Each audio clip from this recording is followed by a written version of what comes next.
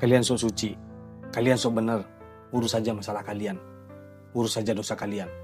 Banyak dosa besar di luar sana yang masih bisa kalian urus, bukan orang Pacarui yang kalian urus. Ini kata-kata yang selalu kita dengar ketika kita berikan saran kepada mereka yang membuat konten-konten berkata kotor itu. Kami ini melihat kalian hampir setiap video tertawa di atas kata-kata kotor itu, menjual umpatan demi viral, menghina demi sorotan. Dan saat kami menegur, kalian berkata, urus saja dosamu, jangan urus dosa kami, jangan sok suci. Kalian dengar baik-baik ya. Kami menegur bukan karena kami lebih baik. Kami menegur karena kami tahu kata-kata kasar kalian itu bisa jadi racun. Dan racun yang kalian sebarkan hari ini ternyata bisa merusak generasi kita nanti. Kami ini bukan pembenci kalian loh. Kami adalah cermin yang sedang kalian hindari. Karena di balik candaan kalian yang seperti itu ada luka yang sedang kalian tutupi. Kami tahu itu. Di balik makian kalian ada jiwa yang sedang berteriak tapi tak tahu cara bicara.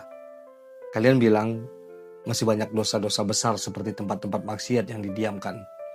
Kenapa harus urus orang-orang yang cuma Pacarui saja, orang-orang yang berkata-kata kotor saja? Itu benar, memang banyak dosa terjadi di mana-mana. Tapi saat kami melihat sesuatu yang salah di depan mata kami juga punya tanggung jawab untuk menegur karena merasa kalian ini adalah bagian dari kami juga. Karena kami merasa kalian adalah panutan yang sedang tersandung. Kalau kami hanya menunggu untuk menegur kesalahan yang paling besar, kami pasti dong akan kehilangan kesempatan untuk saling memperbaiki bersama kalian.